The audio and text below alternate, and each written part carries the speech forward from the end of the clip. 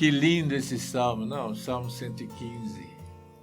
Tem muita coisa que Deus vai nos ensinando pela palavra, né? O verso 15, ele diz assim, olha: sede benditos do Senhor, que fez os céus e a terra. Os céus são os céus do Senhor, mas a terra deu-a ele aos filhos dos homens. Os mortos não louvam o Senhor, nem os que descem à região do silêncio. Nós, porém, bendiremos o Senhor desde agora e para sempre. Olha lá, ó. O Senhor fez os céus e a terra. A Bíblia não se cansa, irmãos, de nos lembrar disso. Vocês sabem que esse é o maior enfrentamento que nós temos hoje, né? Quando Darwin criou as suas teorias da evolução, Darwin era um cristão a princípio, mas ele perdeu os filhos, perdeu a família de uma maneira trágica, com doença, e ele ficou rancoroso de Deus.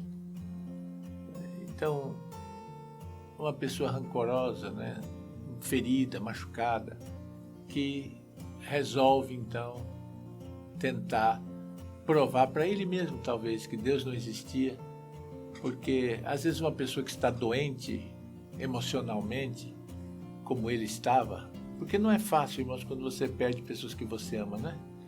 Às vezes pessoas que perdem pessoas que amam, elas ficam amargas, e não é difícil de entender.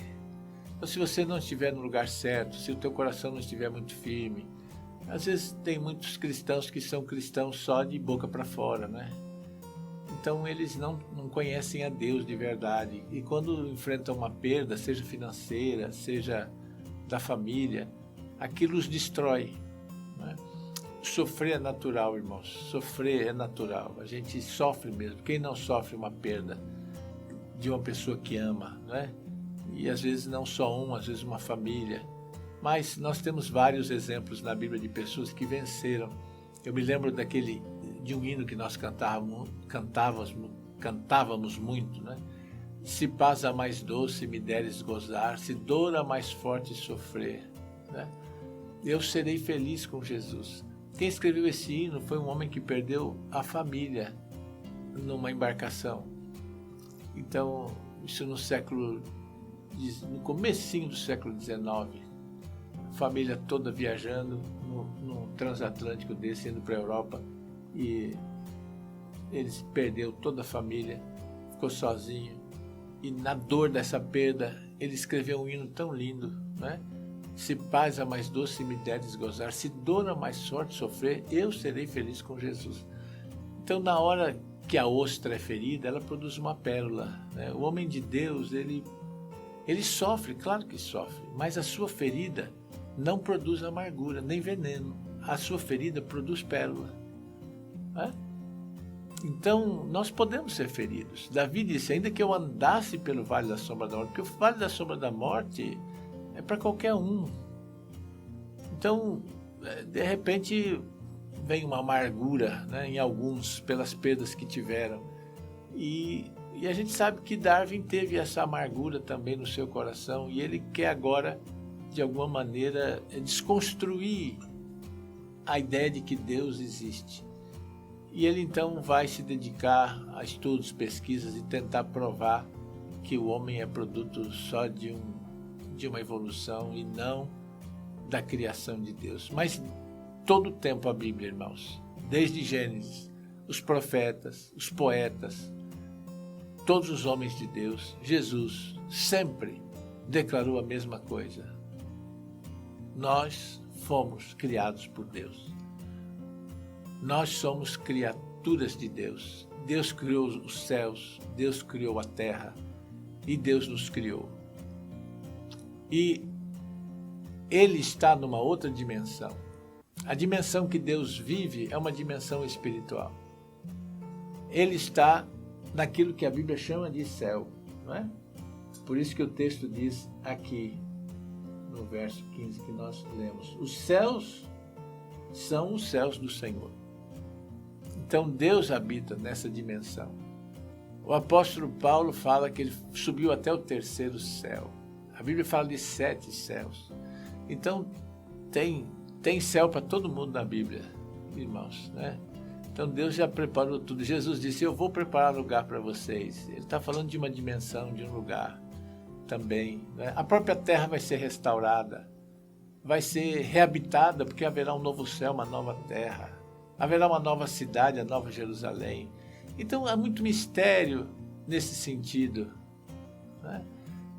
A gente não sabe tudo, mas ele disse aqui que foi ele quem fez. Esse mundo que nós estamos vivendo nele, cada coisa, tudo foi criado por ele. E como é lindo você olhar para tudo que foi criado e você perceber a mão de Deus em cada coisa, né? Tudo é muito detalhado, é muito complexo, porque isso tem a ver com a mente sábia de Deus. E tudo que Deus fez é perfeito, e tudo que ele fez viu que era bom. Nosso pecado, infelizmente, destruiu tudo isso, mas ele diz assim que os céus dos céus, eles são do Senhor, mas a terra deu-as aos filhos dos homens. E aqui ele deu, esse deu aqui a gente precisa entender, né? Esse verbo aqui, porque deu não significa que é nosso, deu para o nosso uso, né? Nós somos mordomos de Deus. Ele deu para o nosso uso, ele fez e nos colocou aqui e deu para o nosso uso. Então, de certa forma, a gente não tem autonomia para fazer o que a gente quer, mas é do nosso uso, é do nosso usufruto, é para você desfrutar. Então, vamos supor, Deus pega um carro muito bom e dá para você e fala, pode usar esse carro é para o teu uso, ok? Mas o documento está no nome dele lá, né? Mas é para o teu uso, você vai usar. Em algum momento, por isso que Deus vai intervir, porque em algum momento a gente tem que prestar conta disso, né? Agora, o que aconteceu com o homem? Vocês se lembram quando Jesus foi tentado pelo diabo? Ele disse assim, todas essas coisas, isso já na terceira tentação. A primeira, vocês se lembram? Jesus foi tentado como homem, Jesus foi tentado como Deus e Jesus foi tentado como Messias. Quando ele é tentado como Messias no capítulo 4, né, de Mateus, ele vai dizer assim, tudo isso que você está vendo, porque Jesus foi levado para um monte bem alto. E aí o diabo disse para ele assim, tudo isso que você está vendo me foi dado. E se você prostrado me adorar, eu te dou. Então veja, o diabo está dizendo, isso me foi dado. Mas não foi dado para o diabo. Onde é que está escrito na Bíblia que foi dado para o diabo? Foi dado para o homem, né? Esse lugar que nós estamos, Deus entregou para mim e para você. Deus não entregou para o diabo. Mas por que o diabo diz que foi dado para ele? Porque o homem deu para ele.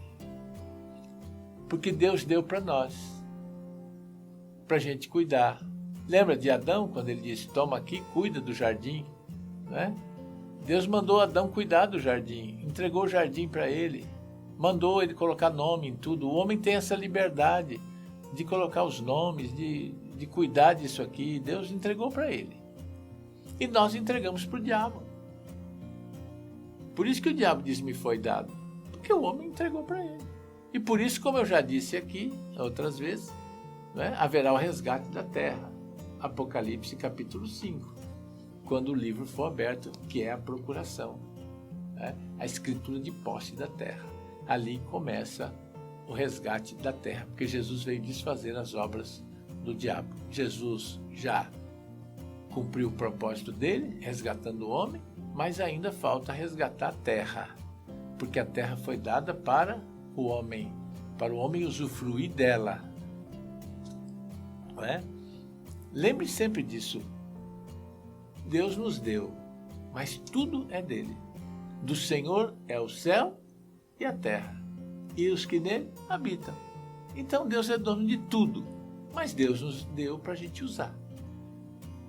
Em algum momento a gente pegou o carro, então vou voltar para o carro. Você ganhou de Deus uma Cherokee maravilhosa, um carro top, melhor de todos, e você pegou esse carro e deu para o diabo, e você está andando de a pé.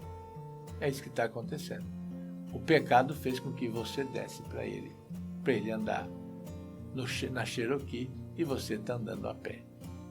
Então eu queria que você que está me ouvindo agora entendesse que o Senhor é criador de todas as coisas. E o mundo que nós estamos vivendo é dado a nós. E nós teremos que prestar contas a Deus desse mundo que nós estamos vivendo. Então a gente tem que viver aqui com muita responsabilidade. Por isso todos nós temos que cuidar das coisas que Deus nos deu. Amém? Beijo no teu coração.